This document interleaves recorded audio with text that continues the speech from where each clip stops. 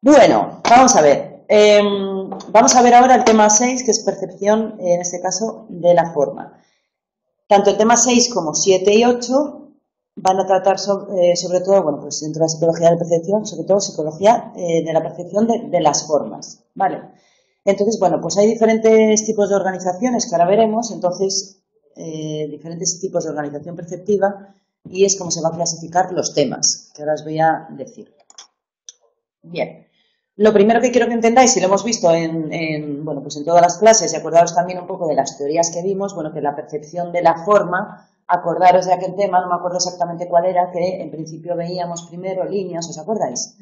Líneas, tal, contorno, cuando, ¿no? Cuando terminaba un objeto, etcétera, y bueno, pues toda esa información nos daba, dependiendo un poco del autor, nos daba una primera instancia de la forma de un objeto, ¿vale? Después una forma bidimensional, y después, bueno, pues tridimensional y tal, como hemos visto en el tema, en este caso, bueno, pues anterior. Por tanto, la percepción de un objeto, dependiendo un poco de las teorías, hay algunos teóricos que dicen que percibimos el objeto tal y como dice, ya sabéis, Gibson, ¿no? Dentro de la teoría de aproximación ecológica, que percibimos un objeto tal cual, el propio objeto en sí, bueno, pues nos da toda la información perceptiva, mientras que desde la aproximación constructivista construiríamos, ¿no?, la forma de un objeto a través de estímulos, bueno, pues en este caso, más simples. Recordad, por tanto, también que la imagen retiniana en este caso es bidimensional y, por tanto, bueno, pues tenemos que tener en cuenta todo el contexto a la hora de percibir un objeto, bueno, pues para proporcionarle la forma, ¿no?, que tiene en principio un objeto tal y como lo percibimos. Bien, para percibir la forma, tal y como os he dicho antes, bueno, pues hay diferentes preceptos, ¿no? Este tema, el tema 6, habla sobre la organización perceptiva. ¿Qué es esto de la organización perceptiva? Bueno, pues es toda esa información que somos capaces de extraer, en este caso de un objeto, para entender y que el cerebro entienda qué forma tiene, en ese caso, dicho objeto. Pero dentro de la percepción visual, bueno, pues tenemos que tener en cuenta también, bueno, pues otros tipos de procesos, ¿no? Que tal y como os acabo de decir, bueno, pues veremos el día 10 de mayo, ¿vale? Para que nos quede a todos claro, los procesos de detección, identificación y reconocimiento. En el tema 7, por tanto, veremos los procesos de detección. ¿En qué consisten este tipo de procesos? Bueno, pues lo que nos permiten es percibir la presencia de uno o varios objetos en el entorno. Imaginaros que vamos andando y tenemos que ir dándonos cuenta, ¿no? Si hay un objeto, si hay otro, etc. Bien, lo veremos en el tema 7. También el tema 7, aparte de detectar a nivel de percepción visual lo que son los objetos, si existen o no, si hay uno, varios, etcétera, también veremos el proceso de discriminación que nos permite, por tanto, diferenciar un objeto de otro. También lo veremos en este caso en el tema 7. Y en el tema 8 ya veremos lo que son los procesos mucho más complejos que son identificación y reconocimiento. Es decir, bueno, pues cómo reconocemos con exactitud un objeto, ¿no? Tal y como hemos visto en el tema anterior, bueno, pues que los problemas de reconocimiento de objetos a nivel neurológico, tal y como hemos dicho y estudiaréis, bueno, pues se denominan en este caso agnosias, ¿no? O, por ejemplo, también veremos en el tema 8, cuando no existen pacientes que a nivel neuropsicológico no son capaces, ¿no?, de conocer, por ejemplo, la cara de su marido, ¿no?, que también vendría dado por estas alteraciones bueno, en áreas neurológicas que veremos en el tema 8. Por tanto, reconocimiento. Veis, por tanto, que son procesos jerarquizados, ¿no?, de menos a mayor complejidad, desde la organización perceptiva que vamos a ver hoy, detección de discriminación, hasta ya reconocimiento e identificación. ¿Se entiende, no? Digamos un poquito de menos a más. Bien, hoy vamos a ver, por tanto, la organización perceptiva, es decir, toda aquella información que nos da un objeto para que nosotros seamos capaces de percibir, en este caso que estamos hablando de la forma.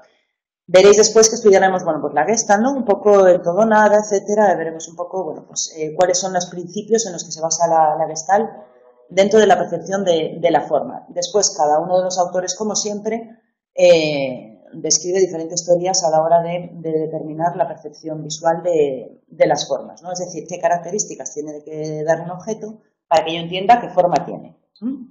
Esto, bueno, como siempre hay que estudiarse lo que dice cada uno porque es la típica preguntita que nos puede caer en el examen. Desde una perspectiva, por tanto, amplia de la organización perceptiva, ¿cómo podemos definir organización perceptiva? Bueno, pues un conjunto de procesos necesarios con el objetivo de extraer regularidades de una imagen, es decir, características físicas y no físicas, en este caso, de una imagen, formar, en este caso, bueno, pues un formato útil de esas características del objeto, ¿vale? Para que nosotros seamos capaces, bueno, pues de darle forma y reconocerlo. Esto, a ver, este tema es muy de pensar y es muy fácil. Por tanto, lo que vamos a pensar, y sobre todo con sentido común, y con los ejemplos que os vienen en el libro ya veréis que entendéis todo, ¿no? Esta asignatura, más de estudiar, es también de entender. Y si lo entendemos, cualquier pregunta en el examen, si no es de ningún autor en particular, la sabremos sacar, ¿vale? En principio, claro. Bien. Por tanto, la organización perceptiva, que es un proceso, digamos, el más simple dentro de la percepción visual, en este caso vamos a hablar de la forma, dentro de la psicología de la Gestalt, bueno, hay gente que le llama la Gestalt, otros la Gestalt, para acá es lo mismo. Bueno, pues tiene en cuenta, bueno, pues dos mecanismos básicos a la hora de percibir. Por un lado tiene la segregación de objetos o la percepción figura-fondo, que es lo mismo, que ya sabéis, ¿no? Suena esto de figura-fondo, etcétera. Y por otro lado tiene en cuenta los agrupamientos perceptivos. ¿Esto qué significa? Bueno, pues que a veces hay elementos que tienen determinadas características comunes, que veremos ejemplos, que más que detectar esos elementos independientes, lo que percibimos es la organización de ese conjunto de elementos. Ahora veremos ejemplos, ya veréis que es muy facilito. Bien, por tanto, organización perceptiva dentro de la psicología de la Gestalt, comenzamos por los principios de segregación de figura y fondo. Tenéis, como siempre, en la figura 6.1, bueno, pues la típica figura, ¿no? Que hemos visto todos en muchas asignaturas, en este caso las dos caras y, bueno, pues la copa, que aquí, como veis, bueno, pues vamos a ir viendo las características de este principio de segregación que habla de la Gestalt. Vamos a verlas en esta figura 6.1 para que las entendamos. Por tanto, básicamente, el principio de segregación de la Gestalt de figura y fondo dice que la segregación de objetos consiste, básicamente, en percibir una figura que destaca sobre un fondo, ¿sí o no? Eso lo entendemos todos. Y por tanto es, bueno, se considera una organización perceptiva, bueno, pues la más elemental dentro de lo que es la percepción, la organización perceptiva, ¿no? O sea, digamos que esto es lo más simple. Dentro de la Gestalt, la segregación, figura-fondo. Bien, ¿cómo se empieza a estudiar esto? Bueno, pues este tipo de figuras que os vienen aquí, la figura, bueno, pues 6.1 y la 6.2, ¿no? Tenemos por un lado las figuras reversibles, que podemos ver dos cosas, ¿sí o no? ¿Vemos una cosa u otra? ¿Las dos cosas a la vez? ¿No? Y después, bueno, pues las figuras de este, que ahora las vamos a ver. ¿Cuáles son los principios en los que se basa la segregación de la figura fondo? Bien, vamos a fijarnos en la figura 6.1, en la de la copita, que es la más fácil. La figura tiene carácter de objeto, el fondo no, ¿sí o no? O sea, estamos viendo la copa. Bien, por tanto, la figura ahí lo que vemos que es un objeto, el fondo negro, no vale para nada, ¿no? Bien. La figura tiene forma, ¿no? Y el fondo no lo tiene. ¿Sí? Es que veis que es de perogrullo. La figura tiene color de superficie, mientras que el fondo es menos denso. Nos dice que tiene más brillo, ¿no? En teoría, la figura tiene como más brillo, que veremos también después. La figura, perceptivamente, parece que está así como un poquito de frente, ¿no? Más para arriba que el fondo. Digamos que sobresale más a nivel perceptivo, que resulta más fácil discriminar figuras entre sí que fondos, que veremos después también, otra imagen que veremos. Y la figura le damos muchísimo más significado a nivel de aprendizaje que un fondo, ¿sí o no? La figura siempre intentamos reconocerla, mientras que un fondo, no. Veis, por tanto, los principios que son facilitos, ¿no? Los principios dentro de la Gestalt de características diferenciales de la segregación. Bien. Tenéis dentro del cuadro 6.1, aquí lo que tratan de explicaros es qué condiciones de los estímulos, vale, qué información nos tienen que dar los estímulos para percibir, vale, si algo es figura o si algo es fondo. ¿Se entiende? Muy facilito, vamos a ver. Bueno, os vienen aquí ejemplos A, B, C en la figura 6.3, que es muy fácil. Áreas envolventes y envueltas. ¿Esto qué significa? Que las áreas envueltas tienen a percibirse como figura y las envolventes como fondo. ¿Veis en la figura, verdad? Lo que digamos, lo que está envuelto, ¿no? Parece más figura que el fondo. Simetría. Las áreas que presentan simetría en su eje vertical tendrán a percibirse como figuras más fácil de las que no la tienen. Es decir, nosotros cuando percibimos, siempre percibimos como figura algo vertical, ¿vale? Digamos que le damos configuración perceptiva y nuestro cerebro entiende, bueno, pues que esa organización perceptiva vertical, ¿vale? Que es figura, porque digamos que te choca más, te sobresale más, ¿sí? Que después como veamos oblicuas, etcétera, no. Por tanto, el eje vertical casi siempre, dentro de la organización perceptiva, bueno, lo vemos como figura. También solemos ver como figura, sobre todo en las zonas convexas y las cóncavas como fondo. ¿Entendéis? Convexo cóncavo, ¿sí? El cóncavo, ¿verdad? O sea, el cóncavo es esto como más fondo y esto. ¿Veis que casi siempre es como que parece que lo que está más cerca figura que lo que está más lejos está? Vale, pero bueno, a nivel físico estimular tenemos que tener en cuenta convexo cóncavo. Las líneas, por tanto, orientadas vertical y horizontalmente se perciben más bien como figuras que las oblicuas. Las áreas de menor tamaño siempre se tienden a ver como figuras, al igual que se parece un poquito también al área envolvente, ¿no? Digamos que lo pequeñito nos da como pena y luego va como figura. Y contraste, las áreas con mayor contraste, vale, parecen también más figura, ¿sí? Las que nos chocan más, las que tienen más luminosidad, las que tienen más brillo, también la consideramos como figura. Por tanto, esto es lo que se ha estudiado dentro de los experimentos para entender un poco la organización perceptiva dentro de lo que es la figura fondo. Se entiende perfectamente, ¿verdad? Ok, bueno. Después tenemos dentro de la organización perceptiva lo que son los principios de agrupamiento perceptivo. ¿Esto qué significa? Que a veces hay muchos estímulos juntos que tienen características similares y nosotros los percibimos como si se juntaran, como si tuvieran la misma configuración espacial y por tanto, bueno, a nivel perceptivo lo percibimos como un objeto en conjunto. Bien, a ver si os ven aquí, no sé si os puse la figura 6,4, etc. Bien. Es un poco parecido a lo que hemos visto anterior, ¿no? Por tanto, el agrupamiento perceptivo, en este caso, bueno, pues son los estudios de Wertheimer, lo que trata es de explicar cómo estímulos inconexos, ¿vale?, que no tienen nada que ver, presentándose simultáneamente con alguna característica en común, somos capaces de dotarle de entidad, ¿no?, de configuración como propia, ¿no?, como un objeto propio. Muy facilito. Proximidad, en este caso tenéis el 4 y el 2, ¿vale? Principios de agrupamiento perceptivo. Aquí lo que hay que estudiarse es, los entendéis todos, pero bueno, más bien el nombre, ¿no? Lo que significa cada uno, pero lo entendéis. Los elementos más próximos entre sí, siempre los tendremos, ¿verdad? Los tendremos a juntar, ¿sí? Agrupamos, por tanto, perceptivamente las cosas que están más próximas. Semejanza, ¿sí o no? Lo que estaba junto, digo, lo que se parece, lo tenemos a juntar también. La semejanza estamos hablando tanto de color como de forma, cualquier característica, en este caso estimular, ¿vale? Orientación, todo lo que está juntito, lo percibimos junto. Cierre, las formas cerradas tienden a percibirse preferentemente como como lo abierto, ¿sí o no? La buena continuación. Se tiende a percibir cambios suaves en la estimulación con preferencia a los cambios pronunciados. Y después eso tenéis en la 6,4F. Y después el destino común, los elementos que presentan una misma pauta de movimiento se percibirán como formando una misma unidad perceptiva. ¿Veis, por ejemplo, aquí en la figura abajo de todo, cuando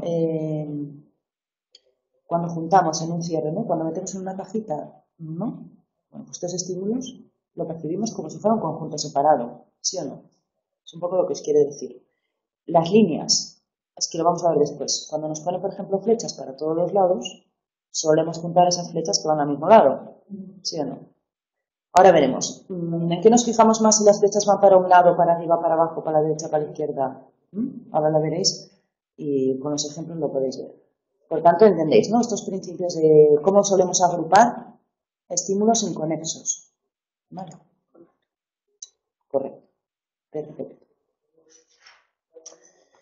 Bien.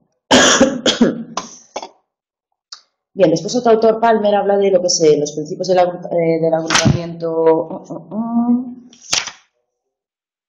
Sí, principios del agrupamiento, bueno, en este caso Palmer habla de principios del agrupamiento perceptivo, pero habla de agrupamiento intrínseco y extrínseco, que es la figura 6,4G. Bueno, que es la última, ¿no? 6, 4, G, eso. Hace todo, ¿no? Que hace un poco de mezclado de cierre, etcétera.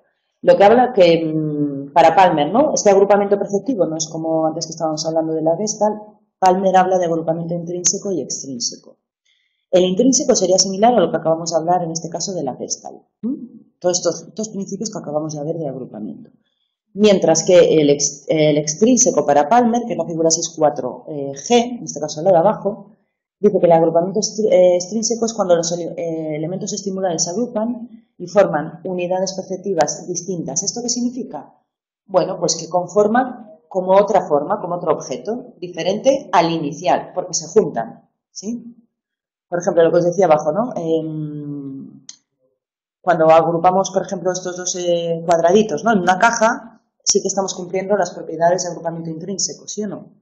Pero a la vez le estamos dotando de otra característica, configuración espacial nueva, ¿no? Es decir, vemos un rectángulo y ahora vemos dos cuadrados. Entonces, lo que denomina Palmer agrupamiento extrínseco. Extrínseco porque no viene dado por las características del estímulo, sino al contexto externo que le dota de otra característica nueva. ¿Sí? ¿Se entiende esto? Sí.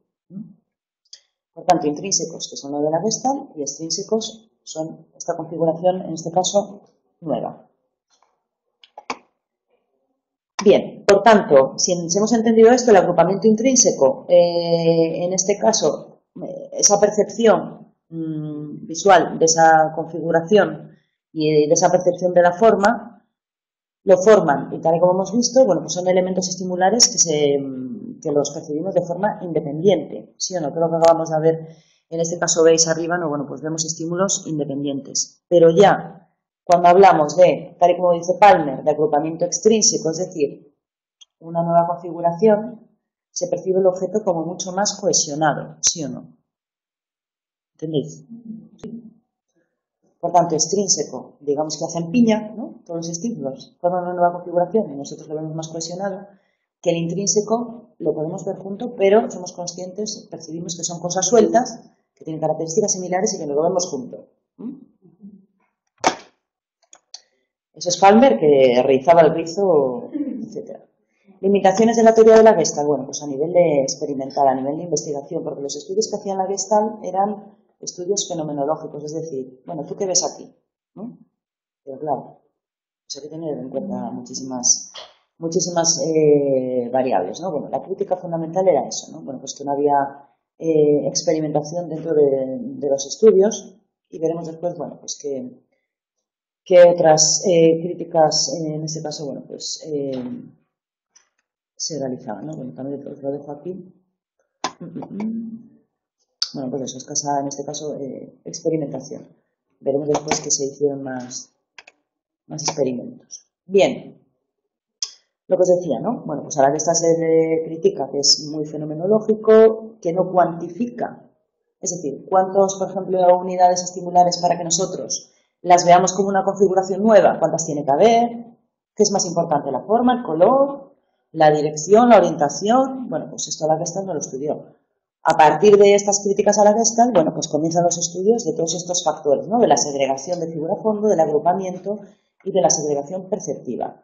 Y aquí ya se realizan tareas experimentales, ¿vale? A través de esa crítica a la Gestalt inicial. Bien, aquí vamos a ir viendo los dibujitos porque es lo más facilito y así nos entendemos todos. Bien. Primeras investigaciones sobre segregación, es decir, de la figura fondo. Bueno, tenéis aquí la figura, en este caso 6.5. Lo que dijo Jules, y de hecho, bueno, pues Jules siempre se basa en aquello que habíamos visto en otro tema. ¿Os acordáis? Cuando observábamos, percibíamos detalles, bueno, perdón, cuando percibíamos con alta frecuencia, ¿os acordáis que esa información que era más detallada o más global? Alta frecuencia. ¿No os acordáis? Tengo una foto de un paisano en el libro.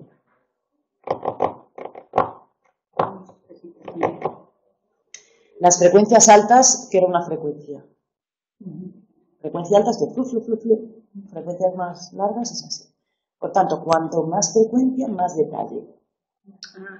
Y cuanto menos frecuencia, menos detalle, más global. Por tanto, aquí dentro de la figura fondo, lo que dice Jules incluye, ¿no?, esto de frecuencia alta, frecuencia baja, dice que el procesamiento de la figura se caracteriza por un análisis de los detalles de la imagen. Por tanto, se basa en frecuencias espaciales altas.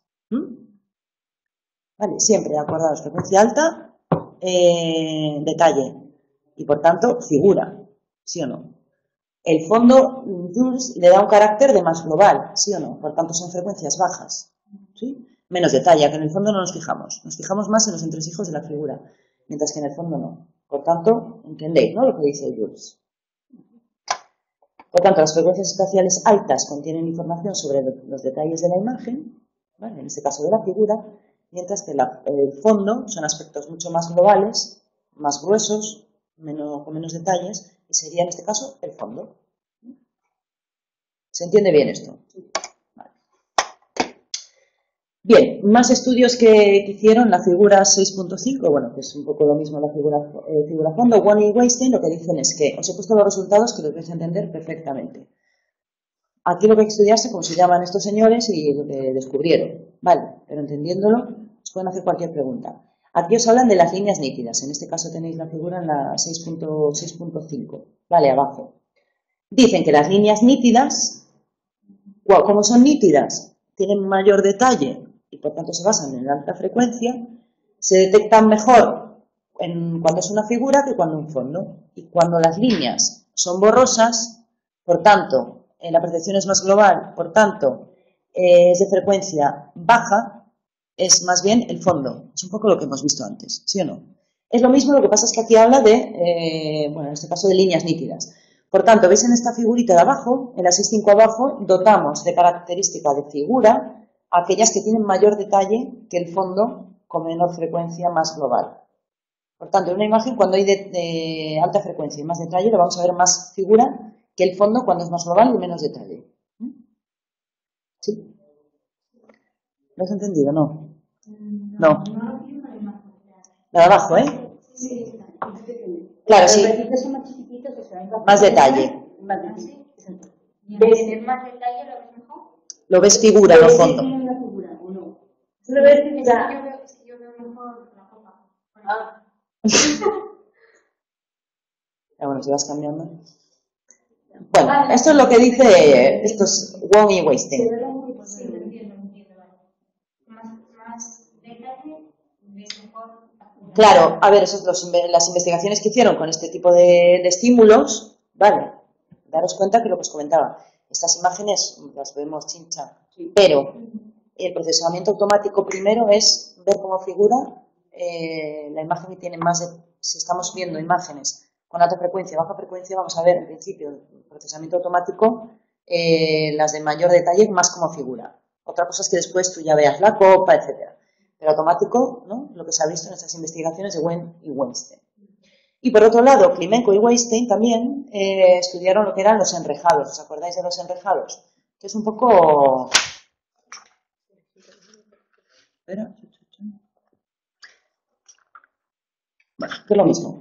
Cuando hablamos de enrejados de alta frecuencia espacial, ¿qué significa? Enrejados más complejos y por tanto mayor detalle. Entonces, ¿qué veríamos más? ¿Figura o fondo? Figura. O sea, daros cuenta que antes hablan de líneas y estos enrejados, pero para el caso es lo mismo. Por tanto, todas estas investigaciones, el resultado final es que existe bueno, una diferencia funcional, ¿no?, entre la percepción de figura o fondo, ¿sí o no? Dependiendo sobre todo de esa alta frecuencia, de los enrejados con alta frecuencia y de las líneas nítidas que las borrosas. O sea, cuanto más detalle, más lo vemos en figura. Veis que son detallitos que la Gestalt no tenía en cuenta. Por tanto, bueno, pues por eso se hicieran muchas más investigaciones.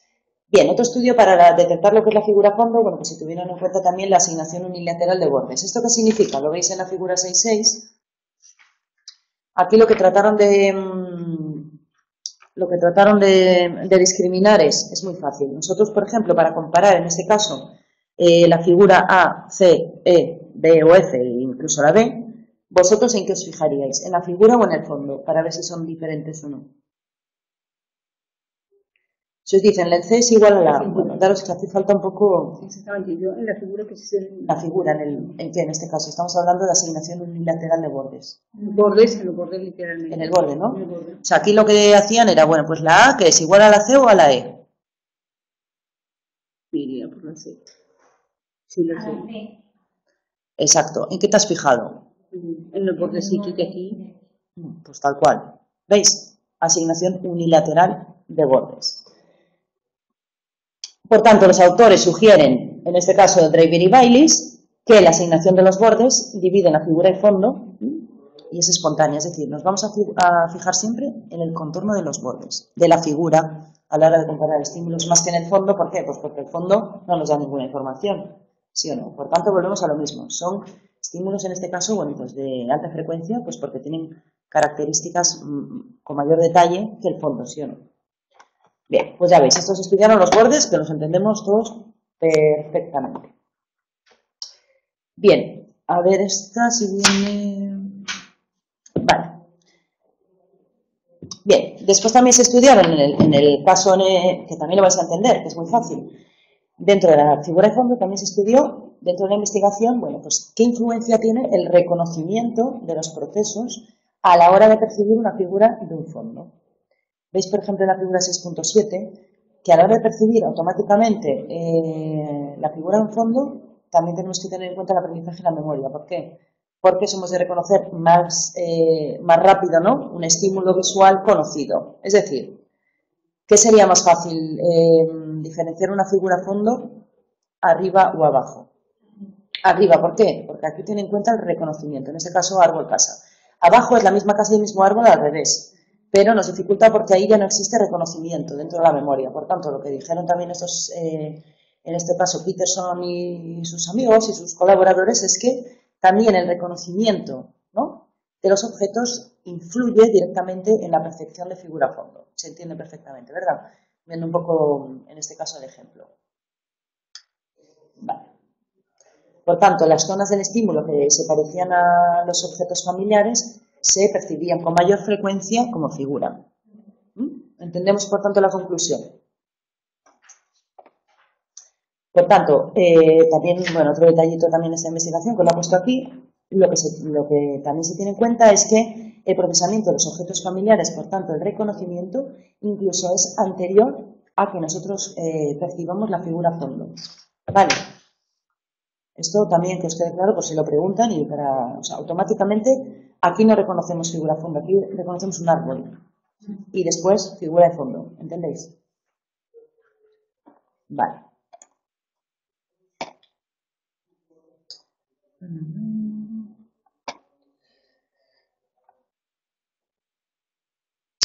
Bueno, teniendo en cuenta todo esto que hemos visto, bueno, pues se propone en el caso un modelo que primero parecería, bueno, pues lo que acabamos de decir, el reconocimiento. Primero vemos reconocimiento, luego decimos árbol, y después ya decimos, el árbol es la figura, y el fondo, bueno, pues en este caso es el fondo, y es decir, primero reconocimiento, después bordes.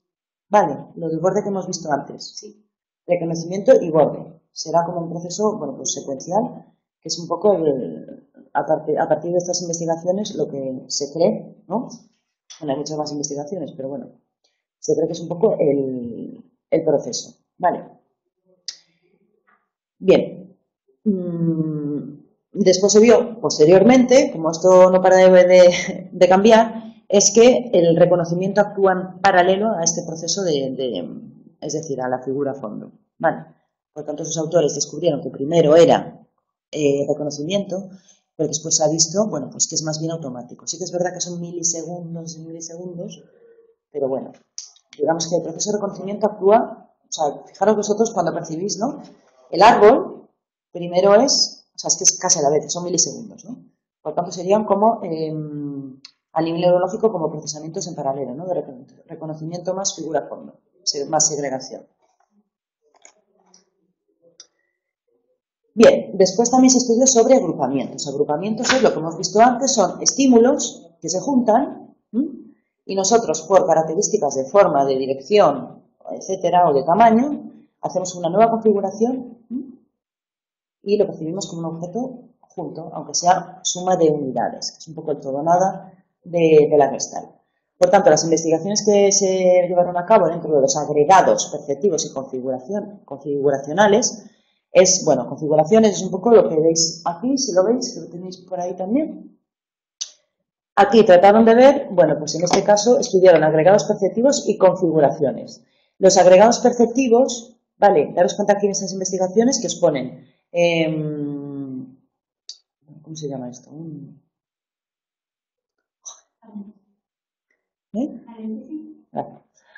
Un paréntesis para un lado y para el otro, no me salía, lo tenía yo atascado. Fenómeno de la punta de la lengua. Un paréntesis para un lado y para el otro. Agregados perceptivos, bueno, pues son unidades perceptivas, la 1, la 2, la 3 y la 4, agregados perceptivos. Son unidades perceptivas, ya veis que están formadas por estos paréntesis, donde, bueno, pues se juntan elementos inconexos, ¿sí o no? Este con este con, bueno, inconexos, es decir, que no tiene ninguna configuración. Pero cuando juntamos dos estímulos que en principio eran inconexos y le damos forma de configuración, se genera lo que denominamos propiedades emergentes. Es como una nueva configuración. Que lo que viene a decir estos estudios es que primero somos capaces de, primero vemos la configuración y después los elementos que tienen dentro. Es un poco lo que veíamos el otro día, ¿os acordáis? En la P. Bueno, ese estímulo no, que nos fijamos más en, por ejemplo, en la T más que en las T pequeñitas, ¿sí? Pues es un poco lo mismo, le damos de característica configuracional y, porque son estímulos, bueno, pues que se juntan y tienen como una nueva forma, que es una propiedad nueva emergente, y lo percibimos como tal, como una nueva forma emergente, más que la suma, en este caso, de los estímulos separados. Vale, es un poco, bueno, pues lo que estudiaron.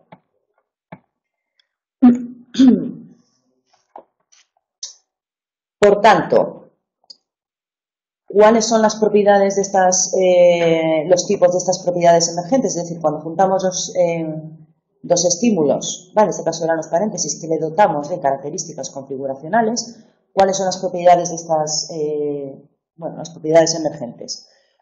Bueno, pues que cuando juntamos estos dos estímulos, a veces le damos, ¿verdad? Le dotamos esas propiedades emergentes que a veces damos simetría, cierre, ¿no? Repetición, bueno, pues varias combinaciones con dos estímulos que le dan otro aspecto configuracional, ¿no? De hecho, se llaman configuraciones.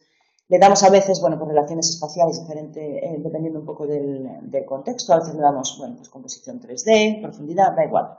Es un poco, bueno, pues todas las nuevas configuraciones que podemos hacer con un estímulo, con estímulos inconexos. Es un poco, bueno, pues lo que se estudió. Bien, ¿entendéis? Bueno, pues estudiando es cómo se juntan los estímulos inconexos que nosotros le damos una nueva configuración y por tanto es lo que primero percibimos, esa nueva configuración. No que estos son dos paréntesis, ¿no? Hacia la izquierda separaditos, sino que los vemos más bien juntos. Imaginaros el 3, veríamos más bien, ¿no? Un óvalo, más que dos cosas así. Es un poco lo que vienen a decir estos estudios. Después tenemos las investigaciones, por tanto, de Pomerán sobre agrupamientos, en este caso perceptivos, que la hipótesis inicial del estudio decía que cuando en un patrón estimular los elementos componentes se organizan en una configuración, debería resultar más difícil o imposible el procesamiento independiente de los elementos.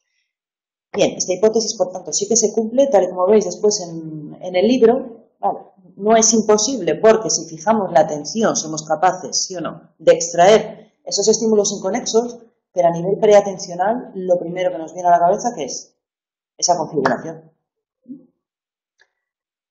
Bien, por tanto, la predicción es que la atención selectiva a los elementos que componen esa configuración sería, bueno, pues muy difícil, ¿no? Sería más difícil que la configuración, que es un poco también lo de la PEC, ¿no?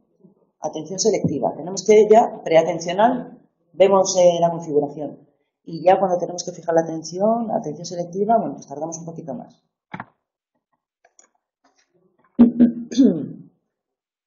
Bien, 4, 6, 3. Sí. Bueno, es un poco lo que os acabo de comentar, ¿no? Entonces, ¿cuál es la conclusión de estos estudios con estímulos inconexos y a nivel configuracional? Que se puede atender selectivamente, sí o no, a los elementos estimulares cuando se agrupan formando agregados perceptivos, pero no es posible cuando los elementos estimulares se agrupan en esas configuraciones, ¿vale?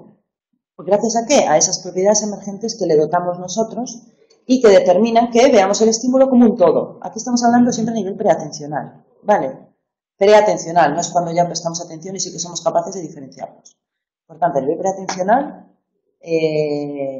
la primera mirada, para que nos entendamos, siempre vamos a ver la configuración y no las partes que lo componen. ¿Vale? Por tanto, cuando existe una propiedad, en este caso emergente, vemos la configuración final.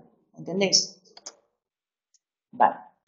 Bien, después los estudios decían, vale, pero ¿cuánto? Es decir, ¿cómo tenemos que agrupar? ¿Cuántos estímulos inconexos hay que agrupar? ¿Cómo se agrupan? ¿Cómo cuantificamos esto? Bueno, pues aquí los estudios que tenéis en este caso, bueno, pues en la figura 6.10, se trató de ver, bueno, pues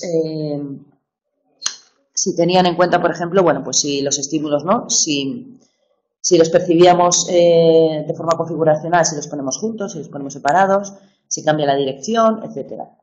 Bien, ¿cuál es el resumen de todas estas investigaciones que las entenderéis perfectamente? Bueno, pues pone los elementos que se repiten, se identifican más en este caso, bueno, tenéis aquí en la condición de, a ver, resultado, os voy a decir el resultado de las dos para que me entendáis.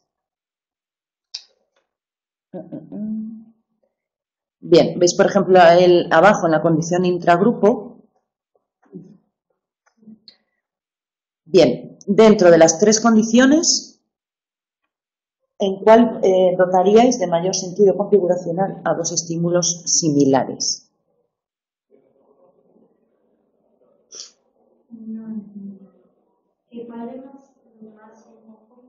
Sí.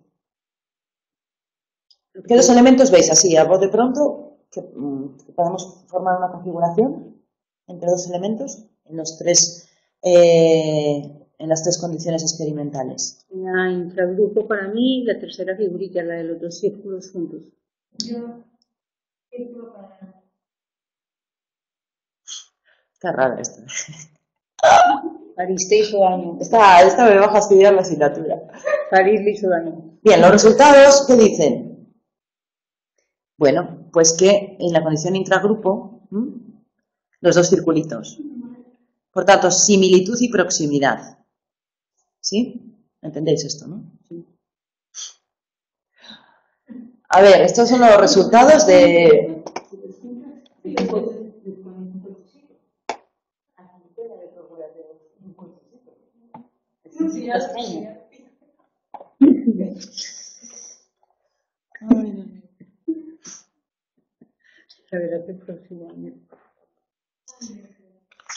Bien, y después también nos tratan de...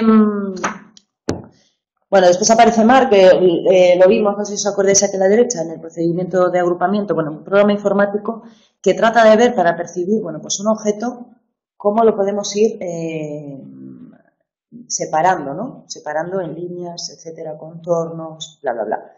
Como veis aquí el osito nos viene fantástico porque el programa informático es capaz de diferenciar, bueno, pues que desde la A, ¿no? Le va poniendo, bueno, pues le va sacando, digamos, agrupamientos perceptivos y, bueno, pues podemos llegar a que, por ejemplo, la D seríamos capaces de ver que es un oso, ¿sí o no? La E los ojitos, la F la nariz, bueno, en teoría el morrito o lo que fuera. Pero lo que se vio después, si os ven aquí, que por ejemplo en la 6.12 pues ya esta máquina que hizo Mark pues no funciona muy bien, porque no somos capaces con esta información a nivel perceptivo tan básica de dotarle, ¿no?, de una configuración de una forma y reconocer el objeto. Por tanto, bueno, simplemente que sepáis que Mark hizo, bueno, pues la teoría computacional, de hecho hizo, bueno, pues en este caso una máquina, pero que después ha comprobado con otro tipo de imágenes que no utilizó él, bueno, pues que la suma, ¿no?, la suma de estas características estimulares, por mucho que la sumes, no llegamos, la suma aquí no es el todo.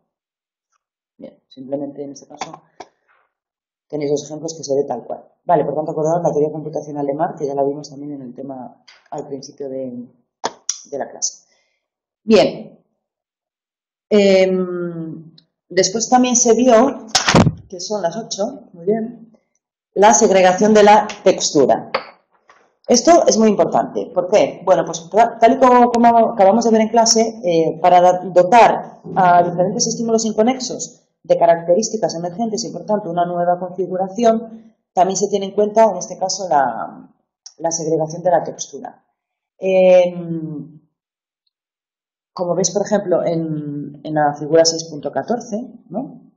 Segregación de texturas relacionadas en base a una o varias dimensiones. ¿Esto qué significa? Bueno, pues que tiene en cuenta a la hora de hacer una configuración la forma, sí o no. A la izquierda, arriba la forma, vemos que nosotros juntamos, ¿verdad? Por un lado los círculos y por otro lado los cuadraditos. El color, a la derecha juntamos los negros con los blanquitos. El tamaño, se ve poco, pero a la derecha vemos los grandes, vemos como dos conjuntos siempre, ¿no? Forma, color, forma, tamaño, forma, color y tamaño. Bien, por tanto, los estudios que dicen que sí que es verdad que la segregación de textura afecta a la hora de formar configuraciones y, por tanto, afecta tanto el color, sí o no, eso lo hacéis vosotros, ¿verdad? La forma, el color y el tamaño afectan a cómo configuramos, bueno, pues los estímulos inconexos, cómo los juntamos a nivel, en este caso, bueno, pues neurológico. También después, como veis, en la figura de la 6.15, aquí lo que trataban de evaluar es, si veis las cuatro figuras en la 6.15, en cuál de las cuatro figuras veis dos configuraciones muy diferenciadas. En la segunda de arriba.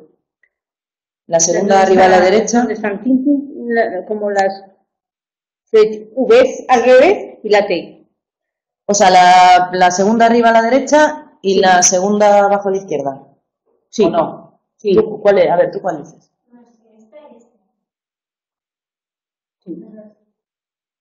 Sí, también igual.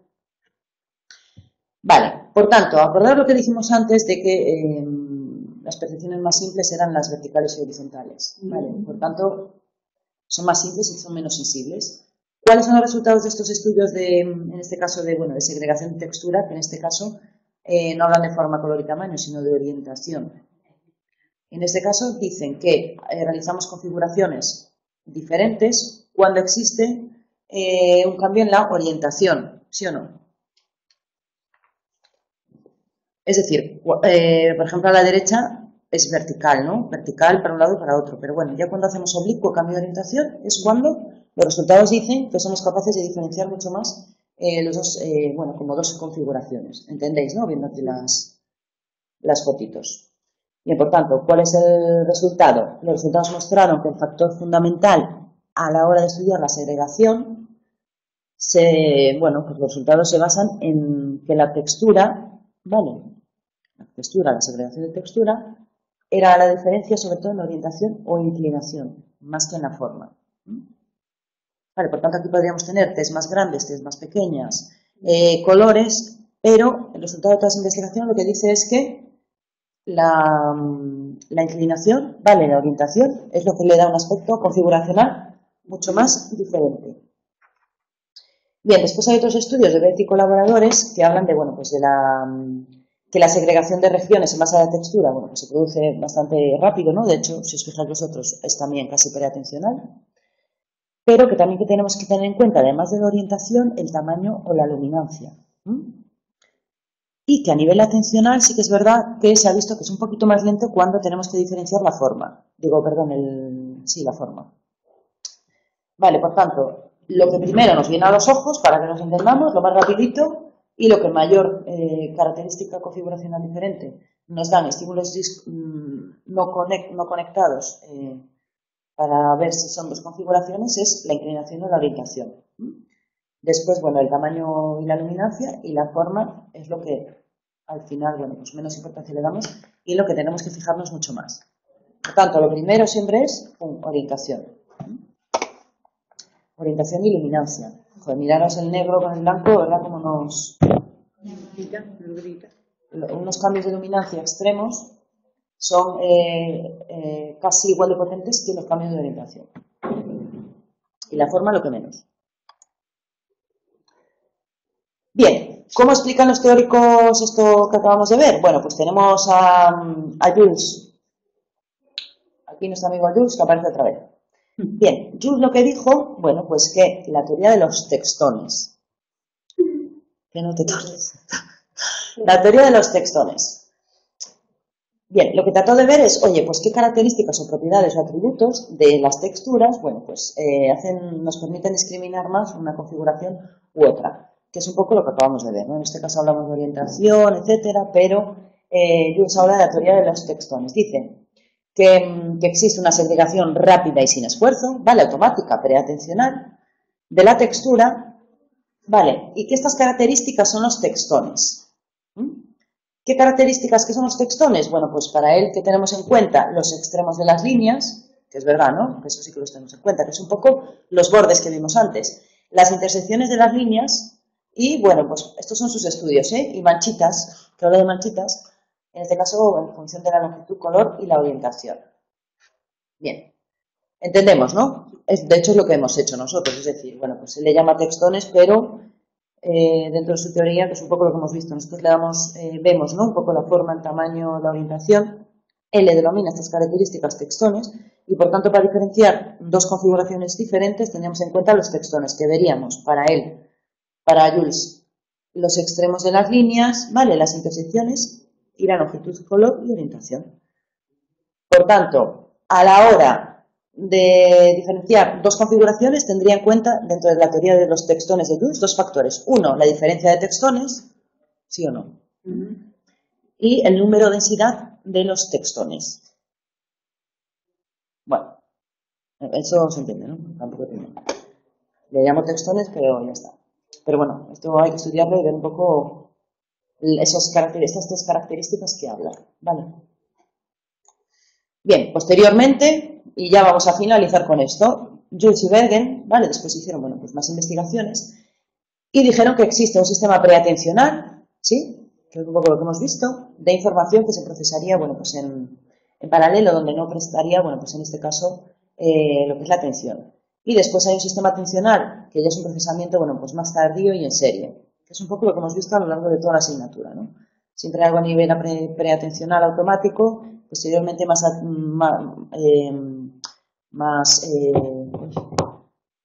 ver, vamos a ver. Primero, la primera fase en paralelo, automático, inconsciente, y segunda fase, consciente, atencional, y suele ser en serie, es decir, hacemos una cosa y después la otra. Bien, y para Jules lo más importante es que este sistema preatencional, ahí están los textones, ¿sí o no? Vale, por tanto, el sistema preatencional, los textones para Jules. Vale.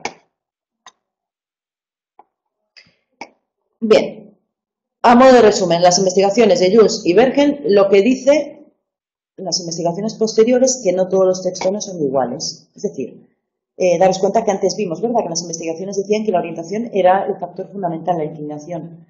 Por tanto, lo que se les critica es que no todos esos textones, a veces, se tienen en cuenta, a veces solo tenemos uno, a veces, bueno, pues tiene mayor peso otro, etcétera. Es un poco lo que le critican, ¿vale?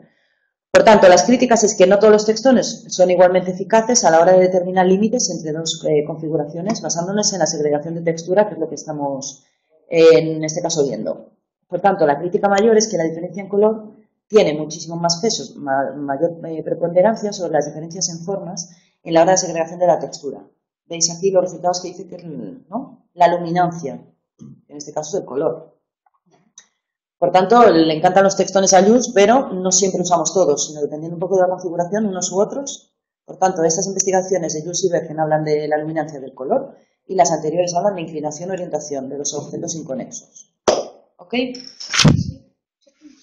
Aquí tenéis dibujitos que lo podéis entender todo perfectamente. Bien, el miércoles 10 de mayo, para toda la gente que vea el vídeo, veremos el tema 7 y 8, que es un poco los procesos que hemos visto de detección, de discriminación, y el tema 8 de reconocimiento. Y el 10 de mayo. ¿Vale?